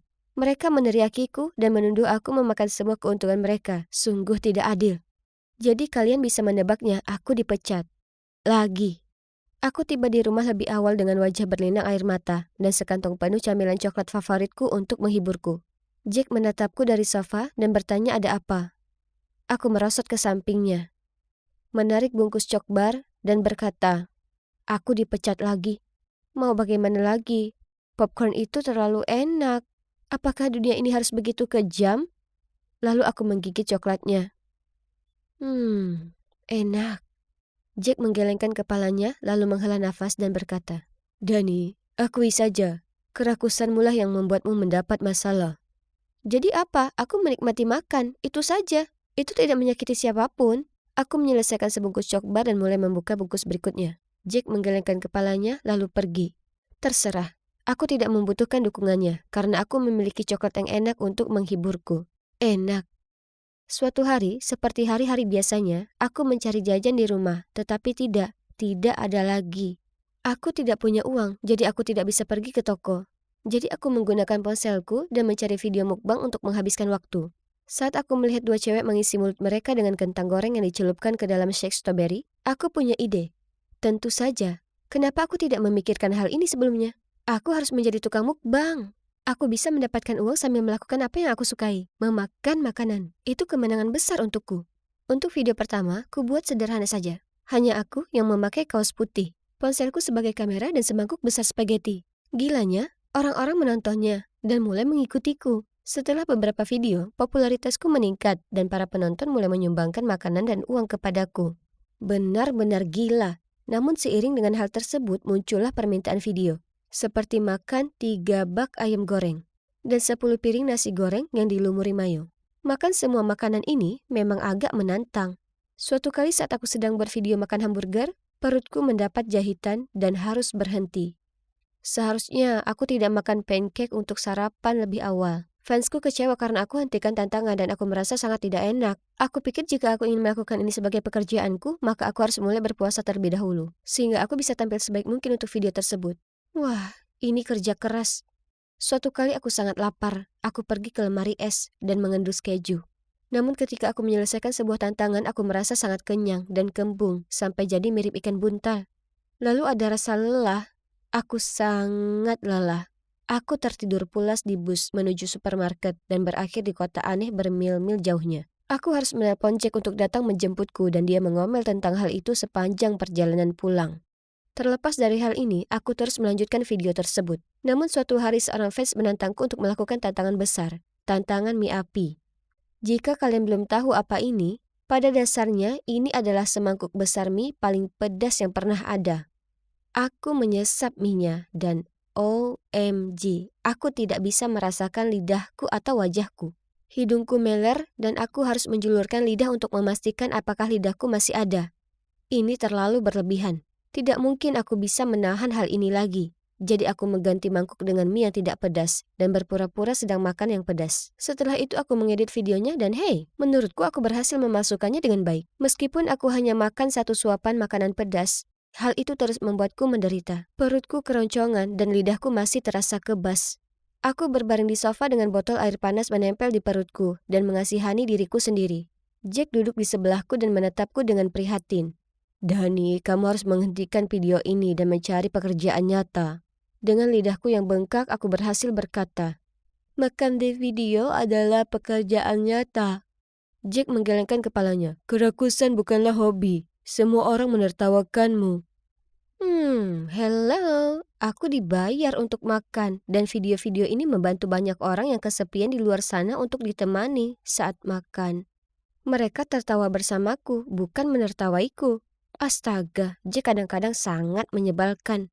Saat tantangan mie pedas dan tantangan makan serangga yang aneh, aku menggunakan cacing jeli yang dilapisi coklat dan bukan yang asli. Berpura-pura menjadi hal yang biasa bagiku. Tidak lama setelahnya artikel-artikel mulai beredar mengatakan aku tukang makan palsu. Postingan seperti, dia selalu berpura-pura dan pantas saja dia masih sehat, muncul di mana-mana. Setelah itu aku tidak punya pilihan selain makan secara live streaming. Banyak fansku yang mendorong hal ini, tapi ini adalah kerja keras. Tidak butuh waktu lama hingga berat badanku bertambah, dan dalam sebulan aku sudah menambah 2 ukuran baju, dan aku merasa sangat lemas. Suatu pagi ketika Jack melihatku mencari sesuatu di lemari pakaianku, apa saja untuk dipakai yang cocok untukku, dia menyarankan agar kami pergi jogging. Aku menetap jeans favoritku yang sekarang tidak bisa melewati pahaku dan setuju untuk pergi jogging. Aku sudah sampai di ujung blok dan wah, panas sekali dan aku tidak bisa bernafas. Aku sedang berjongkok sambil memegangi pagar untuk menopang ketika seorang wanita hamil lewat. Kamu sungguh inspirasi, berlari di usiamu dan setelah melahirkan. Bahkan tanpa yang satu ini, dia memegangi perutnya. Aku tak akan mampu mengatasinya. Apa? Apa dia mengira aku baru saja punya bayi dan aku sudah tua? Oh, bagus.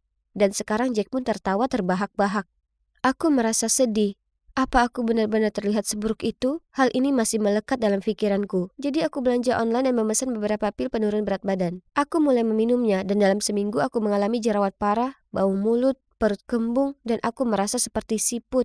Lalu suatu kali aku berada di dapur meminum pil ketika Jack masuk. Melihat apa yang aku lakukan, mengambilnya dari tanganku dan berkata, Dani, lihat dirimu. Kamu berantakan. Kamu harus menghentikan pilnya dan menghentikan videonya. Aku lebih marah daripada tawon yang diganggu, jadi aku merampas pil-pil itu darinya dan menendangnya keluar ruangan. Lalu aku berteriak, kamu tidak mengerti, tinggalkan aku sendiri. Jack tidak banyak bicara padaku setelah itu, dan aku melanjutkan aktivitas mukbangku. Tidak butuh waktu lama aku mencapai 100.000 subscriber. Untuk merayakannya aku live streaming. Dengan meja penuh dengan makanan favoritku, ayam goreng, pizza, donat, dan seterusnya. Aku sedang menjejali wajahku ketika aku merasa panas dan lengket dan ruangan mulai berputar. Aku berkata, aku merasa tidak enak badan. Lalu aku pingsan di tengah live streaming. Aku terbangun beberapa jam kemudian di rumah sakit dengan infus di lenganku. Dan seorang dokter berwajah serius menatapku. Mereka memberitahuku kolesterolku tinggi. Dan jika terus seperti ini, aku akan menderita diabetes dan pendarahan perut. Ya, begitulah. Aku menangis dan bersumpah bahwa aku akan membuat beberapa perubahan besar. Aku suka makan, itu tidak akan pernah berubah.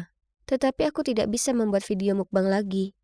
Sekarang, aku masih menikmati makanan, tetapi tidak lagi makan berlebihan. Oh, aku juga punya pekerjaan baru, bekerja di sebuah restoran. Dan hebatnya, aku berhasil menahan diri untuk tidak memakan semua makanan yang kelihatan lezat itu. Aku sedang dalam perjalanan menjadi versi diriku yang lucu dan percaya diri lagi. Dan mulai sekarang, jika aku senang, sedih, atau apapun, Aku akan membicarakannya dengan Jack, alih-alih beralih ke makanan. Aku akan selalu menyukai makanan, tetapi aku rasa pada akhirnya aku menyadari bahwa aku mencintai kesehatanku. Dan juga Jack. Shh, jangan katakan itu padanya, itu akan membuatnya marah.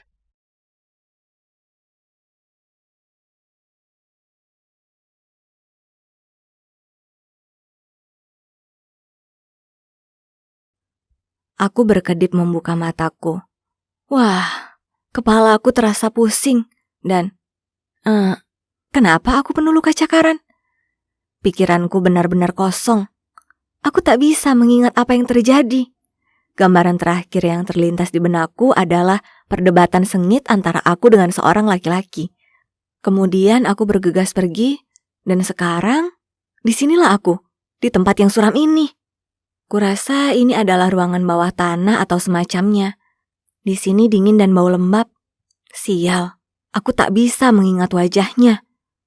Aku tahu aku harus keluar dari sini, dan segera. Aku lari ke pintu dan mencoba membukanya, tapi sia-sia. Pintunya terkunci. Kuhentakkan tanganku ke pintu. Siapa saja, tolong. Aku bisa dengar langkah kaki mendekat. Jadi tanpa menghiraukan telapak tangan yang berdenyut serta tenggorokan yang terbakar, aku menggedor pintu dan berteriak, "Buka pintunya!" Ya Tuhan, itu dia, pria yang berdebat denganku sebelumnya. Dia membawa setangkup sandwich dan tersenyum lembut padaku. "Oh Alice, anjing kecilku, kau sudah bangun?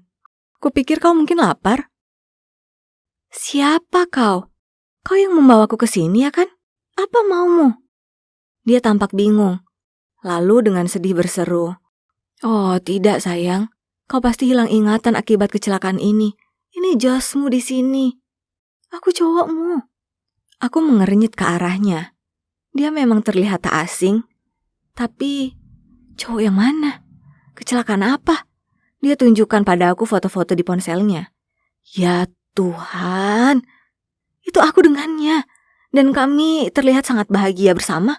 Tapi kenapa aku tak bisa mengingat apapun? Kupukul kepalaku dengan tangan karena frustasi, sementara Josh hanya berdiri di sana, bersandar di dinding, menatapku dan terkikik. Jadi, mungkin Josh ini adalah pacarku, tapi itu tak menjelaskan kenapa dia mengurungku di sini. Ruang bawah tanah ini bukan hal yang wajar dilakukan pacar. Aku segera menuju pintu tapi dia menarikku ke pelukannya. "Biarkan aku keluar. Kau pasti punya niat jahat membawaku ke sini." Aku merengut. "Oh ya ampun Alice, kau terlalu banyak nonton film. Kau sungguh tak ingat apapun." Aku memberinya tatapan tidak sama sekali, lalu melipat tanganku. Kukira kecelakaan itu cukup parah. Kita bertengkar lalu kau memaksa mengemudi, padahal kau mabuk dan kemudian menyebabkan kecelakaan fatal. Tak masalah. Kurasa kita tidak seharusnya membahas terlalu jauh soal itu sekarang. Itu pasti membuatmu trauma. Tapi itulah kenapa aku putuskan untuk membawamu ke sini. Jadi polisi tak akan menangkapmu. Apa? Kenapa aku tak bisa mengingat hal yang semengerikan itu? Tapi melihat semua luka di wajah dan tubuhku, mungkin semua benar seperti apa yang Josh katakan. Tidak. Aku harus mengaku. Aku terbata-bata dalam tangis. Apa kau gila? Kau ingin masuk penjara? Tapi... Alice, tak ada tapi. Aku akan melindungi dan menjagamu tetap aman. Ini begitu berat untuk dicerna. Jadi dalam keadaan panik, kudapati diriku sendiri menyetujui rencana gilanya. Josh bilang ini adalah bunker darurat peninggalan kakeknya. Tentu saja. Maksudku, baunya sangat apek. Bahkan tak terdapat jendela, hanya lampu dinding yang berkedip-kedip. Aku merasa seperti berada di film horor. Josh juga memberitahuku kalau dia sudah mengambil ponselku. Jadi polisi tidak akan bisa melacaknya dan menangkap kami berdua. Dan itu dia, setiap pagi, siang dan malam, Josh akan membawakanku makanan dan berbicara padaku tentang harinya. "Papi, aku pulang." "Papi?" Oh, awalnya itu terdengar lucu. Tapi segera aku alergi dengan kata itu. "Hei, papi, makan ini." "Papi ini, papi itu." Papi. Aku sangat muak dengan kata papi. Sampai terkadang aku sungguh mengira aku tak lebih dari sekedar peliharaannya. Kemudian tiap malam dia bersikeras menggosok punggungku supaya aku lebih mudah tertidur. Kedengarannya menyenangkan ya kan? Tapi tidak, itu tak menyenangkan. Dia menggosokku sangat keras dan saat ku minta dia hentikan itu, dia hanya tertawa. Jelas, dia tak melakukan itu untuk membuatku merasa lebih baik, tapi menganggapnya sebagai hobi. Dan tak hanya itu saja. Beberapa hari aku bangun melihatnya duduk di sana, menatapku dengan seringai lebar di wajahnya. Kemudian, saat ku periksa rambutku, kulihat dia sudah mengikatkan banyak pita-pita kecil konyol di situ. Apa kau gila? Aku bukan anak-anak. Aku menggerutu sembari menarik dan membuang semua benda konyol itu dari kepalaku. Tapi papi, itu kelihatan sangat lucu. Tom selalu suka itu. Aku melotot padanya. Tak perlu berkata apapun lagi. Oh, dan sekedar informasi, ya, Tom itu nama anjingnya yang lama. Oke, jadi aku tak perlu jadi jenius untuk menyadari kalau ada sesuatu yang tak beres dengan pikiran cowok ini. Tapi kemudian semuanya jadi makin aneh. Suatu kali, dia membawa turun makanan untuk kami makan bersama. Itu adalah ayam goreng. Dan segera saat aku membaunya, mataku berbinar. Aku hendak mengambil sepotong saat tiba-tiba dia menarik piringnya menjauh dan menggigitnya cepat. Aku bahkan tak punya waktu untuk bereaksi. Lalu dia memberiku tulang paha ayam yang belum dia habiskan itu. Bantu aku menghabiskannya, papi. Bagian ini terlalu keras untuk dikunyah. Aku memutar mataku padanya dan memerah karena marah. Melihat reaksiku, dia berkata, "Kenapa, papi? Tom selalu suka makanan sisa." "Apa kau gila?" teriakku. "Hei, aku bercanda. Kau tak bisa menerima candaan?" Dia menyeringai. "Bercanda? Bercanda macam apa itu? Aku sudah muak dengan ini. Tempat ini membuatku gila." Aku hampir tak bisa tidur sama sekali karena aku tak bisa bedakan antara siang dan malam. Kemudian, saat aku menutup mata, kudapati diriku sendiri tersiksa dengan kejahatan serius yang telah aku lakukan. Jas berusaha menyelamatkanku, ya, tapi aku tak minta dia melakukan itu. Aku tak bisa hidup seperti ini. Aku harus menghadapi kenyataan. Aku harus menyerahkan diri. Besok paginya saat Jos membawakanku sarapan, kukatakan padanya apa yang ingin kulakukan. Seperti yang kuduga, dia jadi marah dan melotot padaku. "Alice, kenapa kau sangat ingin pergi ke penjara?" "Aku tak bisa tinggal di sini selamanya. Aku harus menghadapi apa yang sudah aku lakukan. Tapi sangat damai di sini bersama aku." "Damai? Apa dia serius?" "Tentu saja tak terasa damai. Sebaliknya, aku merasa sedang bermain peran jadi peliharaan. Aku menerjang ke depan, tapi Jos langsung menangkapku jadi aku tak bisa bergerak. Ku coba menggeliat dan melepaskan diri, tapi dia laki-laki yang kuat. Tiba-tiba dia menutup hidungku dengan sebuah sapu tangan dan mataku tertutup. Lalu semuanya jadi gelap.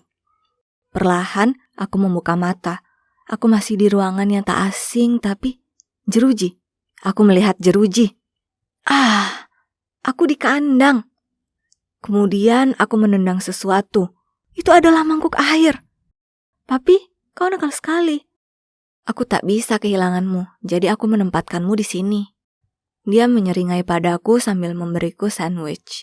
Aku membuangnya, lalu berteriak padanya agar mengeluarkan aku. Melihat ini, dia langsung pergi dan kembali dengan setumpuk mainan empuk dan menjatuhkannya ke dalam kandang. Semoga itu bisa membuatmu lebih senang. Kemudian dia berusaha menjejalkan sandwich itu ke mulutku. Murka, ku gigit lalu kumuntahkan ke wajahnya, lalu mencibir sambil melempari mainan itu ke arahnya. Ya ampun, beberapa di antaranya bahkan berdecit. Wah, oke. Sikapnya berubah dan matanya jadi menakutkan. Jika itu yang kau mau, jangan salahkan aku nanti. Semuanya berubah setelah itu. Setiap hari dia hanya memberiku semangkuk biskuit bau.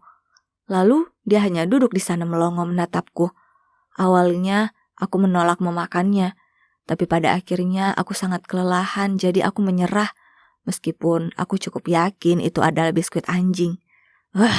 Aku sadar kalau melawannya sama sekali tak menguntungkanku. Itu hanya membuatnya bertindak makin mengerikan. Itulah saat sebuah rencana jenius muncul di kepalaku. Jadi, berikutnya saat Jos muncul dengan biskuit, aku tersenyum manis padanya dan berkata, "Jos sayang, ini sudah lama sekali sejak kita berkencan. Bagaimana kalau kau pergi dan bawakan sebotol anggur, dan kita bisa habiskan waktu berkualitas bersama?" Matanya berbinar dan tentu saja dia setuju tanpa ragu-ragu. Dia segera pergi untuk dapatkan anggur itu. bersulang untuk kita. Josh, kau adalah cinta dalam hidupku, dan aku sangat bersyukur pada Tuhan yang telah membawamu ke dalam hidupku. Kumohon, tinggallah denganku selamanya. Kupasang senyum termanis dan berbisik di telinganya. Setiap kali dia menyesap anggur, ku kedipkan bulu mataku ke arahnya sembari mengisi ulang gelasnya. Menyatakan kalau aku ini aktris Hollywood dengan penampilan kelas Oscar adalah pernyataan yang meremehkan. Tak lama kemudian, Josh sangat mabuk, hingga matanya berkunang-kunang. Dia terjatuh ke tanah bahkan sebelum aku selesai menuangkan gelas anggur yang terakhir. Memanfaatkan kesempatan, aku melangkah melewatinya. Lalu, tiba-tiba ada sebuah tangan mencengkram pergelangan kakiku. Oh tidak, celaka aku. Jantungku rasanya seakan loncat dari dadaku. Aku langsung berbalik, siap untuk membawanya saat, ternyata dia cuma mimpi. Terima kasih Tuhan. Dengan hati-hati ku tarik kakiku dan segera berlari keluar dari sana. Aku memanjat tangga ke arah ruang tamu, di mana kutemukan ponselku tertinggal di meja. Dengan cepat aku meraihnya lalu lari keluar dari rumah mengerikan itu. Kakiku gemetaran dan rasanya seperti akan roboh kapan saja. Tapi entah bagaimana, aku berhasil temukan kekuatan dari dalam diriku untuk terus berlari. Aku tak bisa gunakan ponselku karena baterainya habis dan aku terlalu bingung untuk mencari tahu di mana rumahku. Jadi, saat aku menemukan kantor polisi, aku jalan menuju ke sana. Aku menghela nafas panjang. Ini merupakan keputusan yang sulit. Aku tahu aku akan masuk penjara, tapi aku tak bisa tinggal di ruangan bawah tanah Josh selamanya dan jadi pengganti peliharaannya. Tidak, aku harus menghadapi apa yang kuperbuat. Pak, saya di sini untuk mengaku. Polisi tampak kebingungan dan memberitahuku tak ada kecelakaan fatal akhir-akhir ini. Tapi kemudian dia bilang aku terlihat tak asing, jadi dia mencari namaku. Dan ternyata keluargaku sudah melaporkan aku hilang. Josh si penipu itu sudah membohongiku. Semua itu tipu muslihat agar dia bisa menahanku. Teganya. Aku mengisi daya ponselku dan muncul ratusan teks dan pesan suara dari teman dan kerabatku yang khawatir. Ini semua sungguh mencengangkan. Aku tertunduk beberapa saat. Kemudian semua ingatan perlahan muncul kembali. Aku sedang berada di parkiran mall dan aku merasa seperti ada orang yang mengikutiku. Jadi aku sembunyi di pojokan dan saat itulah Josh muncul. Jadi aku bertanya padanya, "Kenapa kau membuntutiku?" "Alice, aku mencintaimu. Kumohon kembalilah padaku." Aku memutar mata dan mulai berjalan pergi darinya. "Pergi dari sini, orang aneh. Kita sudah putus." Lalu dia mencengkeram pundakku. Aku meronta membebaskan diri dan berlari menjauh. Saat sebuah mobil muncul dan tentu saja. Josh adalah mantanku yang gila, suka mengontrol dan penguntit. Jadi, dia pasti sudah memanfaatkan ketidakwarasanku untuk membawaku kembali ke ruang bawah tanahnya dan muncul dengan rencana gilanya. Kemudian, yang membuat semuanya lebih mudah baginya, ternyata aku kehilangan ingatan, tipikal. Itu adalah mimpi buruk, tapi untungnya sekarang sudah berakhir. Polisi menerima laporanku dan tak lama kemudian keluargaku datang menjemput. Mereka semua menangis dan kami saling berpelukan erat. Butuh waktu untuk kembali ke kehidupan normal setelah semua trauma itu. Tapi aku hampir mencapainya. Aku ingin muntah tiap kali mendengar ada yang mengucapkan kata "papi". Namun, ini tidak menghentikanku untuk memelihara anjing penyelamatku sendiri, Lily si corgi, dan aku tak pernah memberinya pita di bulunya. Sedangkan Josh, dia dihukum karena menahan orang dengan tidak benar dan harus mendekam di penjara selama 4 tahun. Siapa yang ada di dalam kandang sekarang? Pantas kau dapatkan.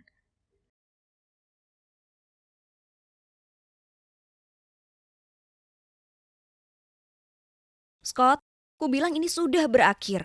Kamu ini terlalu kekanak-kanakan untukku. Dia menatapku dengan pandangan heran lalu berkata, "Hah? Apa? Sayang, kita ini hebat bersama." Aku memutar mataku. Aku baru sadar aku tak perlu bersama orang dengan mental kekanakan. Aku perlu seseorang yang dewasa dan... Terserah Linda. Cari aku jika kau berubah pikiran. Dia menggerutu, kemudian dipasangnya earphone-nya lalu berjalan pergi. Begini, di usia 15 aku ingin cowok yang cukup matang, bukan pecundang yang masih menganggap lelucon kentut itu lucu. Tolong. Teman-temanku Patty dan Louis setuju denganku. Aku jauh terlalu populer, cantik dan percaya diri untuk mengencani siapapun. Bagaimanapun, seperti keberuntungan, aku sedang berjalan di sepanjang koridor saat kulihat seseorang pria yang kelihatan tersesat tetapi sangat tampan ini. Kukibaskan rambutku, aku mendekatinya dengan suaraku yang paling ramah. "Hei, kamu baik-baik saja?" Kebingungan dia menjawab. Ya, jalan mana yang menuju ke kantor kepala sekolah? Aku hendak ke arah sana, jadi akan kutunjukkan padamu. Ini adalah kebohongan yang gamblang karena kelasku berada di arah sebaliknya, tapi dia tak tahu itu. Kemudian di hari itu aku berjalan menuju ke kelas fisika dengan Louis dan mematung seketika. Berdiri di depan kelas adalah pria tampan tadi. Ternyata dia adalah guru pengganti dan tertulis di papan tulis di belakangnya adalah namanya, Pak Helton. Oh ya, ngomong-ngomong nama saya Colin. Dia tersenyum. Aku berbisik kepada Louis. Sepertinya kelas sains semakin memanas. Kemudian aku berjalan menuju ke tempat dudukku. Tak mungkin aku bisa berkonsentrasi pada materi densitas. Tidak dengan guru terseksi yang pernah ada berbagi ruang udara yang sama denganku. Aku perlu temukan cara untuk lebih mengenalnya dan menunjukkan padanya kalau aku tak seperti gadis lain seusiaku. Sebaliknya, aku jauh lebih dewasa dan percaya diri daripada mereka. Jadi di penghujung kelas aku berjalan menghampiri dan bertanya padanya apa dia akan membahas beberapa hal denganku. Dengan senang hati dia setuju, jadi aku duduk di sebelahnya dan berhayal dalam aroma parfum kasturinya. Kelas fisika menjadi favoritku. Dengan kedua tangan di kepalaku, kuperhatikan dia berbicara di depan kelas. Dia melihatku memandangnya beberapa kali, tapi dia selalu dengan cepat berpaling. Tak apa, aku paham. Dia hanya sedang berusaha terlihat profesional. Kemudian suatu kali, dia mengajukan pertanyaan. Menurut Einstein, apakah cahaya itu parsial atau gelombang? Kuacungkan tanganku ke atas dan tersenyum lebar. Dia terlihat agak bingung. Linda? Aku mengerutkan bibir dan menatap lurus kepadanya. Warna kemeja itu sangat cocok dengan Anda, Pak. Warnanya menonjolkan mata Anda. Beberapa anak lain di kelas tertawa dan dia dengan canggung meraba kerah bajunya. Imut sekali. Kemudian dia terbatuk dan berkata, Linda, apa kau tahu jawabannya? "Oh, apa tadi pertanyaannya?" Aku menatapnya sambil melamun. Jujur saja, aku tak bisa ingat apapun setelahnya kecuali penampilannya yang sangat menawan. Kemudian suatu sore, Colin memintaku untuk tinggal setelah kelas. Berhasil, dia pasti sudah jatuh pada pesona Linda yang tak tertahankan ya kan?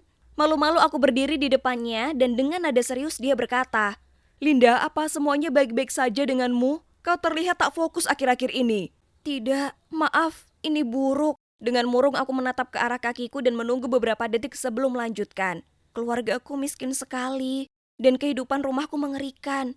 Aku hanya bisa miliki barang-barang bagus karena temanku meminjamiku. Tatapannya melembut. Aku pura-pura mengusap air mata palsuku. "Tolong jangan beritahu siapapun. Aku tak bisa mengatasi rasa malu. Cukup dengan memiliki Anda untuk diajak bicara." Aku tersenyum padanya. Ya, tentu. Dia memandangku dan dengan lembut berkata, Kapanpun. "Ya ampun, matanya sangat besar dan biru. Dan aku bisa tenggelam di dalamnya." Jelas dia juga menyukaiku. Dia hanya tak bisa lakukan apapun soal itu karena dia gugup. Karena dia adalah guruku dan lainnya. Tapi segera dia menyadari kalau aku dan dia memang ditakdirkan untuk bersama. Seperti Ariana Grande dan Dalton Gomez. Aku terus tinggal setelah kelas selesai supaya aku bisa bicara ke Colin tentang kehidupan keluargaku yang mengerikan. Dia selalu mendengarkan dan memberitahuku itu akan baik-baik saja. Dia sangat baik dan sensitif. Kemudian suatu kali aku keluar dari kelas Colin lalu mendapati Scott di sana menungguku. Aku menyuruhnya pergi dan mulai berjalan tapi dia mengikutiku. Jadi, apa kau tertarik dengan pria tua sekarang? "Apa?" Aku memelototinya. Ya, aku tak bodoh. Aku tahu kau suka Pak Helton. Kau harus bangun dari alam mimpi itu dan lihat kalau dia itu ada di level yang berbeda darimu. Marah dengan hal ini, kutatap matanya dengan ketus dan menjawab, "Tidak, Scott. Kau itu yang ada di level yang berbeda dariku. Tepatnya sekitar 50 level ke bawah." Aku memberi tanda jempol ke bawah. Dia terlihat terluka saat berbalik dariku lalu mulai jalan pergi. Dia sudah menduganya. Aku berjalan keluar dan melihat Scott masih ada di sekitar, berbicara dengan Patty dan Louis. Mereka tak melihatku, jadi aku tak sengaja mendengar Scott mengatakan, Dia tak lihat betapa tragisnya dia. "Kau tahu dia itu keras kepala." Tentu saja Pak Helton tak menyukainya seperti itu. Aku pura-pura batuk dan mereka semua memandangku. Aku berkacak pinggang dan menatap ke mereka. "Lihat, aku minta maaf Linda, kami semua khawatir tentangmu. Ya, fantasimu ini akan menyakitimu." Mereka tahu apa? Aku memutar mata. Sebagai informasi untuk kalian, Colin dan aku benar-benar pacaran. Malah, dia akan ajak aku keluar malam ini, jadi aku tak bisa nongkrong. Aku berjalan pergi ke arah sebaliknya, tahu pasti bagaimana wajah mereka akan bereaksi. Aku tahu Colin sebenarnya bukan pacarku. Belum, tapi aku tahu itu akan segera terjadi. Itu sudah suratan takdir. Keesokan harinya saat aku jalan ke sekolah, ku perhatikan anak-anak lain saling berbisik dan menunjuk ke arahku. Oke, aneh sekali. Mungkin ini karena baju baruku atau apa. Aku membelinya karena warnanya sangat cocok dengan warna mata Colin. Tapi semuanya jadi makin aneh di kelas fisika, karena segera saat Colin masuk semua orang mulai terkekeh. Colin tampak bingung dan berkata, Oke, apa saya lucu? kemudian si Sally malu-malu bergumam, "Pak, kami dengar kau punya pacar baru." Dia mengangkat satu alisnya. Ya, itu benar. Bagaimana kau bisa tahu? Dia tertawa gugup. Sebenarnya kemeja ini adalah hadiah darinya. Aku bisa merasakan seluruh mata di kelas mengarah kepadaku. Ya, kecuali Colin. Aku berusaha tetap tenang, tapi dalam hati aku sangat marah. Bagaimana bisa wanita lain mencuri lelakiku dan memaksanya memakai kemeja yang jelek itu? Aku tahu aku harus teruskan kebohongan ini, jadi setelah kelas aku hampiri Louis dan Patty dan berkata, betapa tampannya Colin dengan kemeja itu. Mereka berdua merengut padaku, kemudian Patty menjawab, "Jadi kau benar-benar memacarinya?" "Yap," aku mengangguk. "Yang benar." Dia memberi pandangan tak percaya. Mereka semua perlu menyadari kalau Colin dan aku adalah pasangan asli. Jadi aku membeli sekotak coklat dan menggunting label berbentuk hati bertuliskan, "Aku mencintaimu sayang," dengan pena gel beraroma gulali. Aku memang merasa agak gugup saat aku berjalan ke arahnya, tapi cinta kami sudah ditakdirkan. Hai Linda, ada yang bisa kubantu? "Aku punya ini untukmu." Aku meletakkan hadiah itu di atas mejanya. Dia membaca catatan itu dan wajahnya berubah. Kemudian dengan suara tegas dia berkata, Dengar, Linda, ini salah. "Tidak," aku menggelengkan kepalaku. "Aku tahu kau menyukaiku." Linda, tolong, kau adalah muridku. "Kau hanya anak-anak." "Tidak, kita ditakdirkan untuk bersama. Kau mencintaiku. Aku tahu itu." Aku tidak. Dia mengatakannya dengan tegas. Sekarang, tolong pergi. Dia menolakku. Ini pasti karena pacar barunya. Dia jelas sudah meracuni pikirannya. Karena tak mungkin dia tak suka padaku. Aku tak akan meninggalkan ruangan sampai dia mengakui dia mencintaiku juga. Jadi aku duduk di lantai dan melipat tanganku. Tepat pada saat itu Patty dan Louis bergegas masuk ke dalam ruangan dan membantuku berdiri. Kemudian mereka menatap tajam mata Colin saat dia mengarahkanku keluar menuju koridor. Ternyata mereka mengikutiku dan mengamati lewat jendela. Betapa memalukan. Berpikir cepat, aku langsung mengatakan, "Dia itu brengsek. Aku sudah curahkan seluruh diriku untuknya, tapi sekarang dia bosan denganku. Jadi dia campakkan aku, begitu saja." Teman-temanku menenangkan aku dengan memberitahuku dia tak akan bisa lolos begitu saja. Tak mungkin aku bisa menghadapi Colin lagi sekarang. Jadi aku pura-pura sakit dan tinggal di rumah. Hanya saja saat aku kembali ke sekolah, dia tak ada di sana. Kemudian kepala sekolah memanggilku ke kantornya. Aku berjalan masuk melihat kedua orang tuaku duduk di sana dengan raut wajah hancur. "Oh tidak, apa yang sedang terjadi?" "Sayang, kami minta maaf tak melindungimu lebih baik." Ibu memandangku dengan mata berkaca-kaca. Kemudian kepala sekolah berkata, Pak Hilton sudah dipecat dan polisi sedang memeriksanya. Yakinlah hal seperti ini tak akan terjadi lagi. "Hah?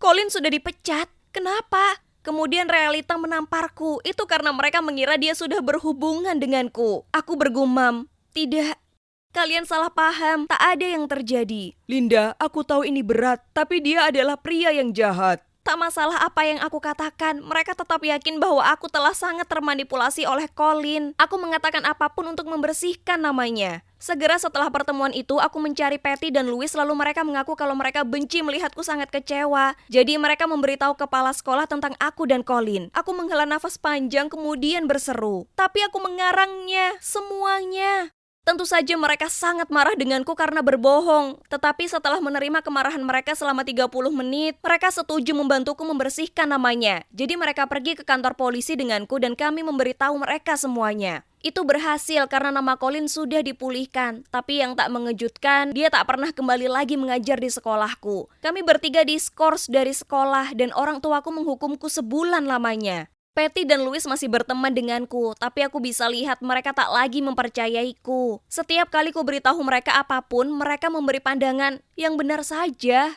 Aku merasa sangat bersalah atas semua yang kulakukan. Aku tak bermaksud bertindak sejauh itu.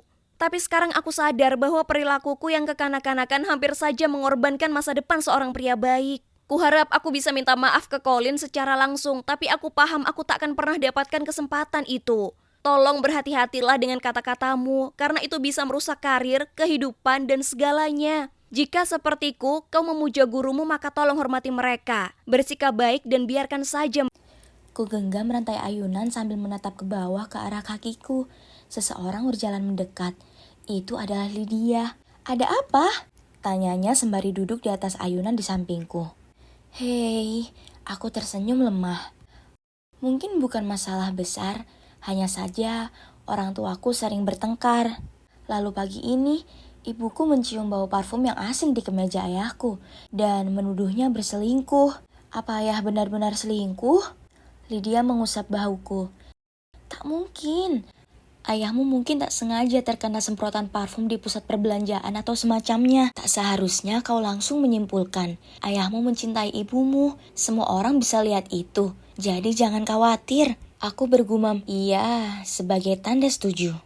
"Namaku Cora, dan meski terdengar klise, sebelum kejadian ini aku cukup puas dengan hidupku. Aku kuliah di universitas ternama, aku berhubungan baik dengan orang tuaku. Dan meskipun jadi anak tunggal, aku tak pernah merasa kesepian, karena aku punya sahabatku, Lydia yang menemani. Dia lebih seperti saudara perempuan bagiku, apapun masalahnya. Aku hanya perlu mengirim pesan padanya, lalu kami akan bertemu di tempat kami, yaitu ayunan di taman. Ya, aku punya segalanya. Dan kukira tak akan ada yang mengubahnya. Ternyata aku salah. Jadi itu semua dimulai dengan ayahku. Dia bertingkah aneh. Dia sering melihat ponselnya lalu senyum-senyum sendiri. Dan kemudian ayah akan membawa ponselnya ke kamar mandi dan tak keluar lama sekali. Ini tak luput dari perhatian ibuku. Tapi saat ibu bertanya padanya soal itu, ayah hanya mengangkat bahu dan mengatakan dia ada masalah dengan pencernaannya. Kemudian saat ibu sedang mencuci baju, ibu mencium parfum asing di kemejanya. Ibu menghampirinya, melempar kemeja itu ke kepala ayah dan memintanya menjelaskan. Ayah menyangkalnya dan berkata itu mungkin cuma parfum koleganya di tempat kerja dan bahwa ibu bereaksi berlebihan. Itulah kenapa aku menjadwalkan bertemu Lydia di tempat kami. Dan seperti biasa, dia sangat baik dan suportif. Lydia benar, mungkin aku berpikir terlalu jauh. Aku pulang ke rumah dan mendapati ibuku menangis di dapur. Ibu melihatku dengan mata bengkak dan berkata, "Ada yang tidak beres. Aku tahu itu. Dia tak menatapku sebagaimana biasanya." Aku duduk, memeluknya dan berkata, "Bu, ayo kita berhenti berpikir yang tidak-tidak. Aku percaya ayah, dia tak akan pernah mengkhianati kita." Aku tinggal sejenak untuk menenangkannya. Lalu akhirnya ibu jadi tenang. Keesokan paginya, ayah pulang dengan buket besar berisi mawar biru, kesukaan ibu. Lalu ayah memasak makan malam untuk kami berdua sebagai permintaan maaf karena sudah membuat kami bersedih. Ibu tampak tersentuh dan ikut meminta maaf karena sudah salah paham pada ayah. Kuyakinkan diriku sendiri kalau semuanya akan baik-baik saja sekarang, ya kan? Untuk beberapa minggu setelahnya, ibu dan ayah tampak baik-baik saja. Tapi kemudian di hari ulang tahun ibuku, kami mengundang Lydia dan ibunya Josie untuk makan malam. Ibu sedang sibuk di dapur, jadi ku terima kado ulang tahun dari Josie untuknya. Itulah saat aku mencium bau itu, parfum Josie. Itu adalah bau yang sama yang ada di kemeja ayah. Aku yakin itu. Saat makan malam, ku perhatikan kalau Josie terus menatap ayahku dan menertawakan semua lelucon bodohnya. Ya Tuhan, apakah ayahku berselingkuh dengan ibu sahabatku? Aku merasa seperti akan meledak, tapi aku tak bisa katakan apapun ke Lydia, karena aku tak mau membuatnya kecewa. Jadi aku berusaha keras menghindari sahabatku sampai kupecahkan masalah ini. Ini berhasil selama beberapa hari, tapi kemudian suatu hari seusai kelas, dia bergegas mendatangiku dan berkata, "Cora, kenapa kau menjauhiku?" Aku pura-pura tak dengar dan terus berjalan, tapi dia mencengkram lenganku dan melanjutkan. "Apa aku melakukan sesuatu yang salah? Tolong beritahu saja aku." Aku mengutarakannya. "Aku cukup yakin kalau ayahku berselingkuh dengan ibumu." Awalnya dia tampak kaget, tapi kemudian dia memelukku dan terus meminta maaf. Ini semua terlalu berat untukku, dan aku langsung menangis dalam pelukannya. Dia bilang padaku kalau dia akan bicara dengan ibunya dan mencari tahu apa yang terjadi. Esoknya, aku bertemu Lydia di tempat kami. Dia tampak sangat canggung lalu mengatakan, "Itu benar. Ibuku berselingkuh 1 bulan lamanya dengan ayahmu. Tapi ibu berjanji kalau itu sudah berakhir." Duniaku serasa runtuh di sekelilingku. Aku tak bisa percaya hal ini. Lydia memelukku dan mengatakan padaku ini akan membaik. Aku sangat beruntung punya teman yang luar biasa sepertinya. Kami berdua memutuskan tak memberitahu ibu. Yang terbaik perselingkuhan ini sudah berakhir. Jadi kenapa harus menghancurkan perasaannya sekarang? Aku berusaha bersikap normal. Dan selama beberapa minggu rasanya seolah semuanya baik-baik saja. Ayah bersikap begitu manis terhadap ibu dan bahkan memberinya kejutan dengan makan malam mewah di luar sana. Tapi kemudian, suatu sore kulihat ayah mondar-mandir di taman. Dia sedang menelpon seseorang dan kudengar dia berkata, "Oke, aku akan datang sekarang." Lalu ia masuk ke mobilnya dan berkendara pergi. Kuputuskan untuk membuntutinya dan segera jadi jelas kemana ia pergi. Ayah parkir di rumah Josie lalu langsung berjalan masuk tanpa mengetuk pintu. Hatiku hancur, ternyata ayah masih menemuinya. Tanpa berpikir 2 kali, ku telepon ibu dan berseru, "Ibu, ayah berselingkuh dengan Josie. Aku di sini sekarang. Datanglah dan ikut aku. Kita labrak mereka bersama-sama." 5 menit kemudian, ibu muncul. Ia terlihat sedih sekaligus marah. Kami langsung ke pintu depan dan menggedornya. Dan aku berteriak, "Buka! Kami tahu semua hubungan kotor kalian." Tapi tiba-tiba seseorang berbicara di belakang kami. "Hei Laura, Cora, apa semua baik-baik saja?" Kami berbalik dan melihat Josie berdiri di sana dengan tas belanjaan di tangannya. Aku hendak memberitahu Josie agar menjauh dari ayahku saat Lydia membuka pintunya dan memberi kami tatapan kebingungan. "Apa yang kalian lakukan di sini? Oh, kamu mau mencari ayahmu? Dia sedang membetulkan tempat cuci piring." Kemudian Josie berkata, "Lydia, aku bilang padamu untuk menelpon tukang ledeng untuk memperbaikinya. Tukang ledengnya bilang jadwalnya penuh hari ini, jadi kupikir aku bisa minta tolong Pak Robert untuk membantu." Dia menjawab, "Oh tidak, jadi ternyata aku salah paham dengan apa yang terjadi dan mengacaukan semuanya." Tiba-tiba, ayah muncul di depan pintu dan berkata kepada kami, "Ada apa menggedor pintu dan berteriak seperti itu? Ya sudah, kita semua akan pulang sekarang untuk bicara." Segera sesampainya kami di rumah, ayah melambaikan tangannya dengan marah, lalu membentak ibu, "Kau gila, pencemburu dan tak masuk akal. Aku tak bisa berada di dekatmu lagi." Aku merasa sangat tidak enak. Ini semua salahku, bukan salah ibu. Jadi aku berusaha menjelaskan pada ayah, tapi ia hanya bilang padaku ini bukan urusanku dan terus memaki ibu. Awalnya, ibu hanya duduk di sana terdiam, tapi kemudian dengan lirih ia berkata, "Apa mengherankan kalau aku bertindak seperti itu? Maksudku, kau sudah berselingkuh dengan temanku. Ya sudah, jika kamu terus saja bersikap konyol begini, maka kita cerai saja." Kemudian ayah berlalu pergi. Itu sungguh mengerikan.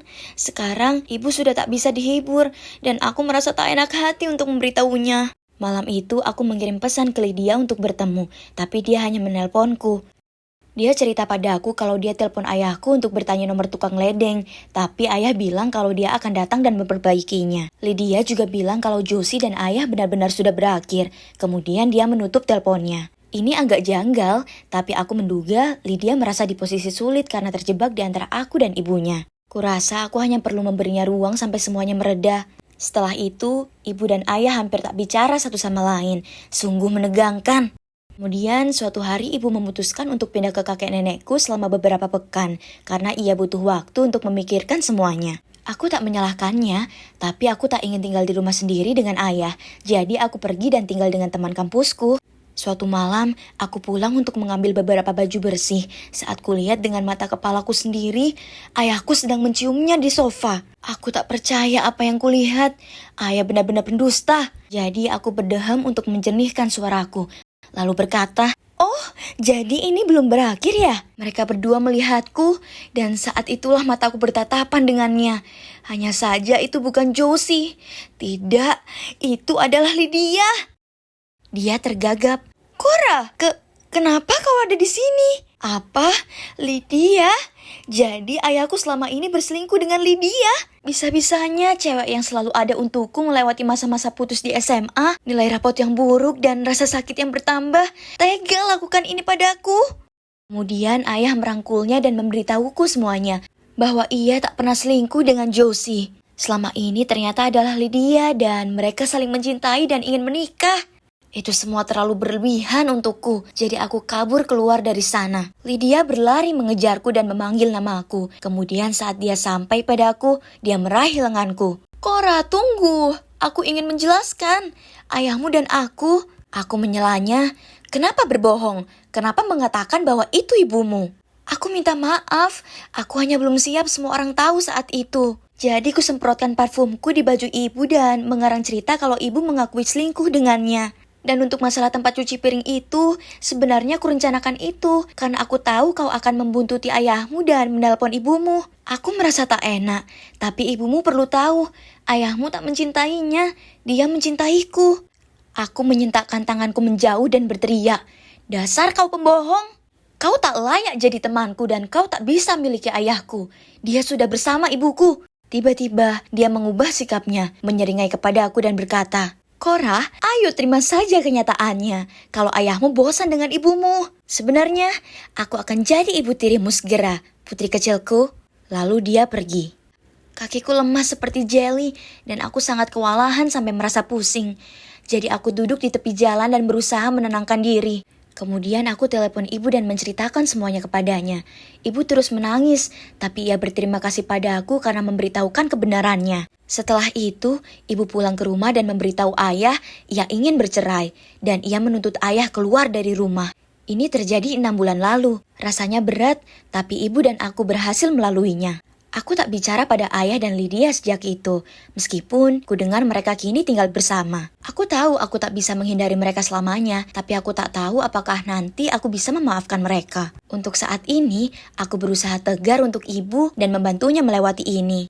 Mungkin suatu hari nanti di masa datang, jika mereka menghubungiku, aku akan siap bertemu mereka dan mungkin pada akhirnya bisa menerima mereka kembali masuk ke kehidupanku.